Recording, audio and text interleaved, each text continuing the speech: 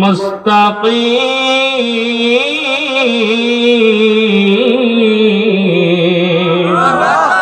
আল্লাহ পাক বলেন ওয়া মান ইয়াতাসিম বিল্লাহ, যারা ঐক্যবদ্ধ হয় আল্লাহর রজ্জুকে আঁকড়িয়ে ধরবে, তার মানে আল্লাহর রজ্জু হলো কোরআনুল কারীম। যারা ঐক্যবদ্ধ হয় আল্লাহর কোরআনকে আঁকড়িয়ে ধরে এই কোরআনের আন্দোলন করবে, ওয়া মান ইয়াতাসিম বিল্লাহি ফাকাদ হুদিয়া ইলা সিরাতিম মুস্তাকিম। যারা ঐক্যবদ্ধ হয় যারা কোরআনকে আঁকড়িয়ে ধরে, যারা কোরআনের আন্দোলন করবে, আল্লাহ পাক বলেন তাদেরকে আমি সোজা এবং সঠিক পথ দেখাবো, যেই পথ দিয়ে যারা জান্নাতে যেতে পারবে। কথা কোন ঠিক কিনা? আল্লাহ আমাদের জান্নাতের পথ এবং জান্নাতের কাজ করার তৌফিক দান করুন, বলুন আমিন। ও বন্ধু, ঐক্যবদ্ধ হয়ে যদি কোরআনুল কারীমের রাজ কায়েম করি তাহলে সমাজে শান্তির আশা করা যায় কিনা? গোটা পৃথিবীতে আল্লাহ সুবহানাহু ওয়া তাআলা রাজত্ব পরিচালনার জন্য নবীদেরকেও দায়িত্ব দিয়েছিলেন। অন্যতম নবী ছিলেন নবী সাইয়্যিদিনা হযরত সুলাইমান আলাইহি ওয়াসাল্লাম। তিনি ছিলেন গোটা পৃথিবীর বাদশা। কি ছিলেন? শুধু একটা রাষ্ট্রের না, একটা দেশের না, গোটা পৃথিবীর বাদশাহীর দায়িত্ব আল্লাহ নবী সুলাইমানকে দিয়েছিলেন। এর দ্বারা প্রমাণিত হলো গোটা পৃথিবীর বাদশা যেহেতু নবী ছিলেন, নবীরাও রাজত্ব করেছেন, দাউদ নবীও রাজত্ব করেছেন, মুহাম্মদুর রাসূলুল্লাহ রাষ্ট্রনায়ক ছিলেন, ঠিক কিনা? তাহলে নবী যদি রাষ্ট্রনায়ক হয়, নবীর উত্তরসূরিরা যখন রাষ্ট্রনায়ক হবে, ওই রাষ্ট্রে অবশ্যই শান্তির আশা করা যায়, ঠিক কিনা? নবী হযরত সুলাইমান আলাইহিস সালামকে আল্লাহ এমন কিছু মুজিজা দান করেছিলেন। বা সুলাইমা দাদে মুলকে সরওয়ারি, বা সুলাইমা দাদে মুলকে সরওয়ারি, শুধুমতি ও খাতে মসজিদ পড়ি। নবী সুলাইমান আলাইহিস সালামকে আল্লাহ তিনটি বাহিনী দিয়েছিলেন। একটা ছিল মানুষ, একটা জিন আর একটা পশু পাখি। এই তিনটি বাহিনী তার কাজ করতেন কয়টা? তিনটা বাহিনী। একজন নবী, তিনি তিনটি বাহিনীর ভাষা বুঝতেন। মানুষের ভাষা তো বুঝবেনই, জিনদের ভাষাও বুঝতেন, এমনকি পশু পাখির ভাষাগুলোও তিনি বুঝতেন, এমনকি গর্তের পিপিলিকার ভাষাও নবী সুলাইমান আলাইহিস সালাম বুঝতেন। সুবহানাল্লাহ। তাহলে নবীরা রাজত্ব করেছেন না? রাজত্ব করছেন না? নবীরা রাজত্ব করার কারণে সেই দেশে শান্তি ছিল কিনা? রাষ্ট্রে শান্তি ছিল কিনা? তো নবীদের আদর্শ আমরা প্রতিষ্ঠা করব, এটা আমাদের জন্য ফরজ দায়িত্ব। নবীর আদর্শ প্রতিষ্ঠা করতে যদি পারি তাহলে সমাজে শান্তির আশা করা যায়। নতুবা মানব রচিত মতাদর্শ দিয়ে, কোরআন ছাড়া মানব রচিত আইন তৈরি করে কখনো রাষ্ট্রে শান্তির আশা করা যায় না। সম্মানিত হাজিরিন, আমার কথা যা ছিল বলার সুযোগ সময় হবে না, কারণ অনেক সময় শেষ হয়ে গেল। এরপরে প্রধান বক্তা আছে। এখন আমি যেহেতু দ্বিতীয় মেহমান, এ কথা ও কথা দিবুবু আলাপাতা। আমাদের দ্বিতীয় মেহমান হলে একটা কাজ থাকে, সেটা কি? সেটা কি? আদায়। আর মেহমান থাকলে ওয়াজের তেমন একটা সুযোগ হয় না। নিয়ত করেছিলাম যতদূর যাওয়া যায়, নবী হযরত সুলাইমান আলাইহিস সালাম তিনি তার রাষ্ট্রের অধীনস্থ তিনটি বাহিনী ছিল, জিন, মানুষ এবং পশু পাখি। এই তিনটি বাহিনীকে নিয়ে তিনি একটা যুদ্ধের জন্য রওনা হলেন। পথিমধ্যে পথ চলতে চলতে চলতে চলতে তিনি একটা উপত্যকায় গিয়ে পৌঁছিলেন, যে উপত্যকাটা ছিল পিপিলিকার উপত্যকা। কিসের উপত্যকা? পিপিলিকার উপত্যকা। আল্লাহ পাক এই পিপিলিকার ঘটনাটাও সূরা নমলের 27 নম্বর সূরা 17 নম্বর আয়াতে কারিমার ভিতরে আল্লাহ পাক সুন্দর করে বলছেন, ওয়া হুশিরা লি সুলাইমান মিনাল জিন্নি ওয়াল ইনসি ওয়াত তায়রি ফাহুম ইউযাউন। আল্লাহু আকবার। হাত্তা ইযা তাও আলা ওয়াদিন নামলি, নবী হযরত সুলাইমান আলাইহিস সালাম তিনটি বাহিনীকে সঙ্গে নিয়ে, কয় বাহিনী? একটি বাহিনী মানুষ, আরেকটি জিন, আরেকটি পশু পাখি। এই তিনটি বাহিনীকে সঙ্গে নিয়ে নবী সুলাইমান আলাইহিস সালাম পথ চলছেন। চলতে চলতে হাত্তা ইযা আতাও আলা ওয়াদিন নামলি ক্বালাত নামলাতু ইয়া আইয়ুহান নামলু দুখুলু মাসাকিনাকুম। চলতে চলতে একটা পিপিলিকার পাহাড় পেলেন, উপত্যকা পেলেন। এই পিপিলিকার পাহাড়ের নিকটে যখন গেলেন, যাওয়ার পরে লা ইয়াহতিবান্নাকুম সুলাইমান ওয়া জুনুদুহু ওয়া হুম লা ইয়াশউরুন। পিপিলিকার যিনি প্রধান ছিলেন, পিপিলিকার প্রধান সেনাবাহিনী অন্য পিপিলিকাদেরকে সম্বোধন করে বললেন, হে পিপিলিকার দল, তোমরা সকলে গর্তের মধ্যে ঢুকে পড়ো। লা ইয়াহতিমান্নাকুম সুলাইমান ওয়া জুনুদুহু, সুলাইমান আলাইহিস সালাম এবং তার সৈন্যবাহিনীর অজ্ঞাতসারে তোমরা যেন তাদের সৈন্যবাহিনীর পায়ের তলায় পিষে না যাও, তোমরা গর্তের মধ্যে ঢুকে পড়ো। এই কথা বলছেন কে? পিপিলিকা। এই পিপিলিকার কথাটি নবী সুলাইমান আলাইহিস সালাম শুনতে পেয়ে তিনি মুস্কি মুস্কি হাসলেন। ফাতাবাসসামা দাহিকাম মিন কওলিহা, নবী সুলাইমান হাসতে থাকলেন, মুস্কি মুস্কি হাসলেন। তিনি চিন্তা করলেন, পিপিলিকাও আমি নবীকে সম্মান করে, পিপিলিকাও বিশ্বাস করে নবীরা কখনো ইচ্ছাকৃত হোক বা অনিচ্ছাকৃত হোক কোন মাখলুককেও কষ্ট বা মাখলুকের প্রতি অন্যায় করে না। কোন সুবহানাল্লাহ। এইটা মাখলুক গর্তের পিপিলিকাও স্বীকার করে নিল, কোন অন্যায় ভাবে, ইচ্ছাকৃত বা অনিচ্ছাকৃত ভাবে কোন নবীরা একটা মাখলুককেও কষ্ট দিতে পারে না। কোন সুবহানাল্লাহ। বন্ধুরা আমার, ওই নবীর উত্তরসূরি আল উলামা ওয়ারাসাতুল আম্বিয়া, যারা কোরআনুল কারীমের রাজ কায়েম করতে চায়, যখন কোরআনুল কারীমের রাজ কায়েম হয়ে যাবে, তখন মানুষ হিন্দু, বৌদ্ধ, খ্রিস্টান, নাসারা যত ধর্মাবলম্বী আছে সকলে মিলেমিশে একটি রাষ্ট্রে শান্তিতে বসবাস করতে পারবে। কতক্ষণ ঠিক কিনা? নবী সুলাইমান আলাইহিস সালাম পিঁপড়ার এই কথা শোনার পরে তিনি আল্লাহকে ডাক দিয়ে বললেন, ওয়াকালা রাব্বি আউজি'নি আন আশকুরা নি'মাতাকাল্লাতী আন'আমতা আলাইয়া ওয়া আলা ওয়ালিদাইয়া ওয়া আন আমালা সালিহান তারদাহু ওয়া আদখিলনি বিরহমাতিকা ফি ইবাদিকাস সালিহিন।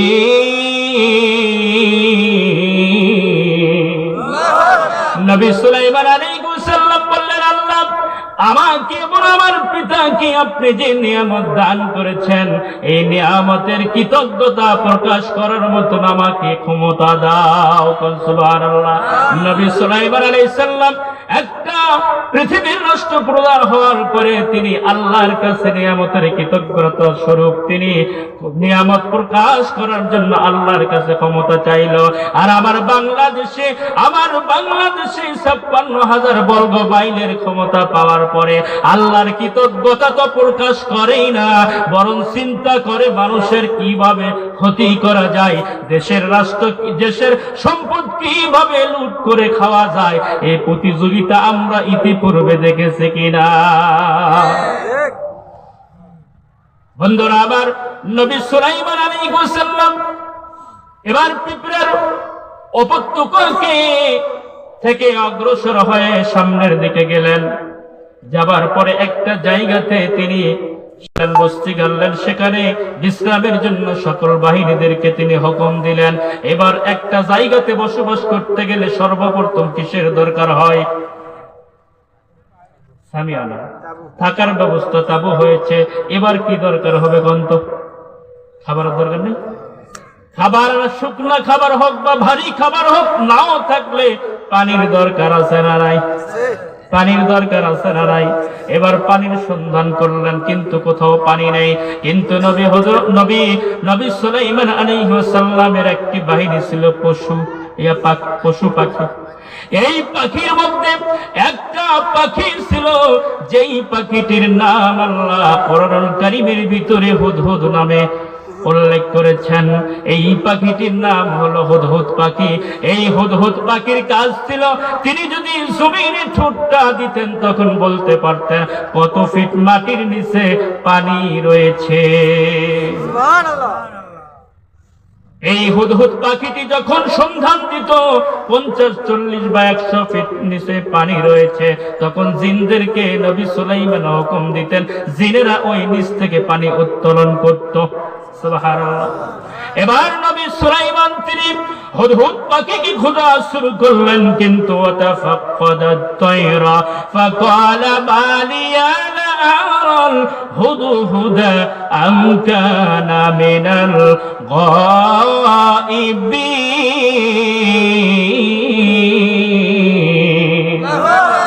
নবী সুলাইমান আলাইহিস সালাম বললেন, কি হলো যে আমি হুদহুদকে কেন দেখতে পাচ্ছি না? তিনি কেন আজকে অনুপস্থিত? তিনি কোথায় গেল? কারণ তার বড় প্রয়োজন, পানির দরকার। পানি কত ফিট নিচে রয়েছে এটা জানার জন্য হুদহুদের প্রয়োজন। হুদহুদ পাখি কোথায় গেল? চতুর্দিকে খোঁজ নিয়ে দেখা গেল হুদহুদ পাখিকে পাওয়া যায় না। তাহলে হুদহুদ পাখি গেল কোথায়? খুঁজতে শুরু করলেন। খুঁজতে কিছুক্ষণ পরে হুদহুদ পাখি নবী সুলাইমান আলাইহিস সালামের কাছে এসে হাজির হলেন।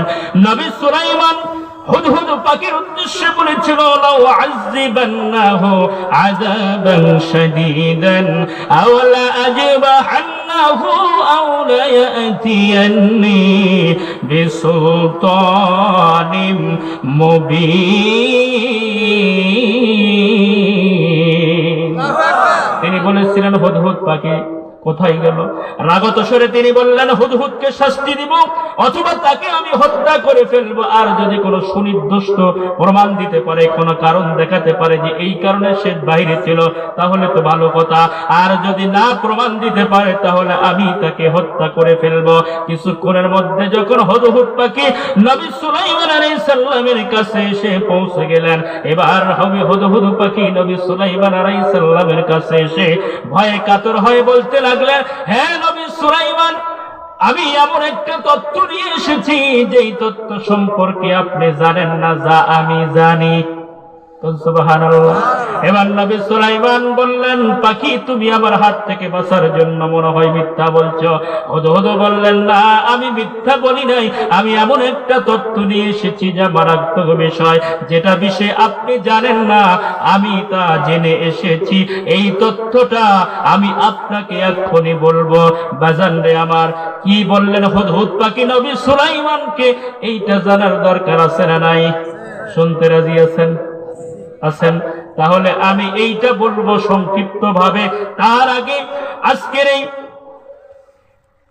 পুকুরপাড়া আশ্রয় প্রকল্প মসজিদের উদ্যোগে উন্নয়ন করবে আজকের এই মাহফিল, ঠিক কিনা? কিসের উদ্যোগে? একটা মসজিদকে পাশ দিয়ে হেঁটে যায়, মসজিদে ঢোকে না, আছে না নাই? অনেক মুসলমান শীতের রাত্রিতে ফজরের নামাজের আযান যখন দেওয়া হয়, মুয়াজ্জিন সাহেব যখন দেয়, অনেক মুসল্লি আরামের ঘুমকে হারাম করে মসজিদে যায়, আছে না নাই? আবার অনেক মুসলমান নামধারী যারা আরামের ঘুম তো হারাম করেই না, বরং 9টা পর্যন্ত ঘুমিয়ে যায়, আছে না নাই?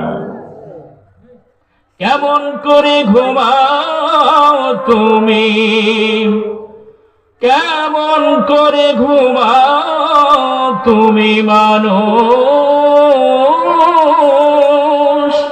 কেমন করে ঘুমাও তুমি ফজর করে কাজা, এমন তো হতে পারে জহরে জানাজা তোমার এমন তো হতে পারে, জহরে জানাজা। ঠিক না? আপনি রাতে ঘুমিয়ে গেছেন, ফজর কাজা করে ঘুমিয়ে আছেন, এমনও আছে, এমনও দেখা যায়, প্রমাণ আছে, তার ওই ঘুমটি মৃত্যু পর্যন্ত পৌঁছায়া দিয়েছে। আছে না নাই? এই জন্য আজকের এই মাহফিলটা আল্লাহর ঘর মসজিদের উন্নয়ন কল্পে। এই মসজিদ ঘরটি যদি আমরা দুনিয়াতে উন্নয়ন কাজে আমার অর্থটা দিয়ে দেই, নবীজি বলেন, মান বানা লিল্লাহি মসজিদান বানাল্লাহু লাহু বাইতান ফিল জান্নাহ। দুনিয়াতে যেই ব্যক্তি মসজিদ উন্নয়ন কল্পে কিছু দান করলো, আল্লাহ পাক কিয়ামতের ময়দানে তার জন্য জান্নাতে একটা বালাখানা তৈরি করে দিবেন। সুবহানাল্লাহ। তো জান্নাতে বালাখানার দরকার আছে না নাই? জান্নাতে আল্লাহ আমাদের প্রতি রাজি থাকে না, চাই কিনা? আল্লাহ তুমি তোমার ওই বান্দার সকল নিয়ামত এবং সকল নেক মাকসাদ গুলো পূরণ করে দিন, বলুন আমিন। আসুন আমি আপনাদের কাছে উদাত্ত আহ্বান জানাবো, এই মসজিদের উন্নয়ন কল্পে আমি আপনাদের কাছে হাত পাতিরে বাজান। অনেকের মা, অনেক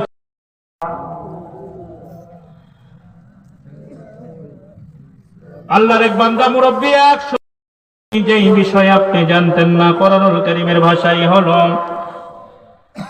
فمكث غير بعيد فقال أحطت بما لم تحط به وجئتك من سبأ بنبأ يقين।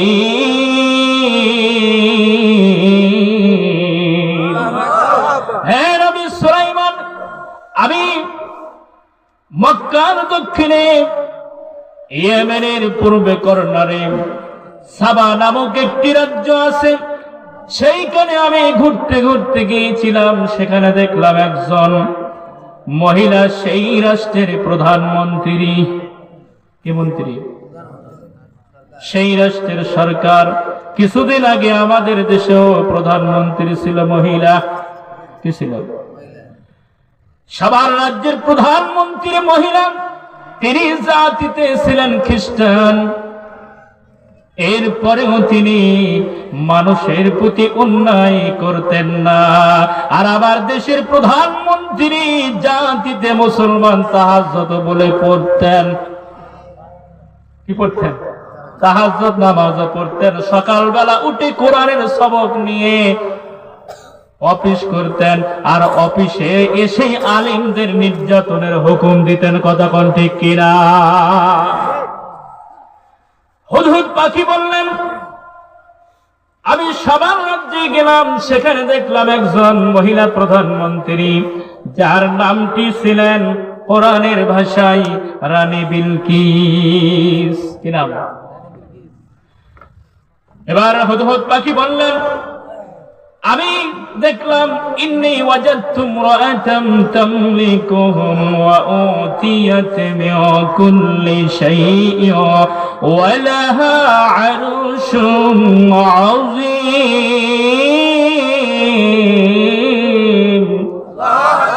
আমি দেখতে পেলাম ইন্নী ওয়াজাদতু ইমরাআতান তামলিকুহুম, সেখানে মহিলা মানুষ, মন্ত্রী, প্রধান বক্তা আসছে, তারপর নারায়ে তাকবীর। প্রধান বক্তার আগমন, প্রধান মেহমানের আগমন। মেহমান আসুক, আমি শেষ করে দিব বন্ধুরা আমার। হুদহুদ পাখি বললেন, সেখানে আমি দেখলাম রানী বিলকিস রাষ্ট্র পরিচালনা করতেছেন, প্রধানমন্ত্রী হলো মহিলা মানুষ। বন্ধু, প্রধানমন্ত্রী মহিলা মানুষ। হুদহুদ পাখি বললেন, আল্লাহ পাক তাকে রাষ্ট্র পরিচালনা করার মতো অনেক সরঞ্জামাদি এবং শক্তি দিয়েছেন, লস্কর দিয়েছেন, এবং তার বিশাল বড় সেনাবাহিনীও আছে। এবার পাখি বললেন, ওয়াজাদতুহা ওয়া কওমাহা ইয়াসজুদুনা লিশ-শামসি মিন دون الله وزين لهم الشيطان أعمالهم فصدهم عن السبيل فهم لا يهتدون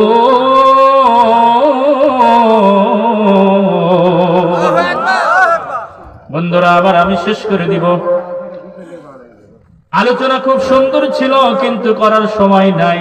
যেহেতু প্রধান মেহমান এসেছে, আমার বন্ধু মানুষ, তাকে মঞ্চে রেখে কথা বলা সমুচিত নয়। আপনারও বিরক্ত হচ্ছে, ঠিক না? আমি শেষ করে দিব, তাই না?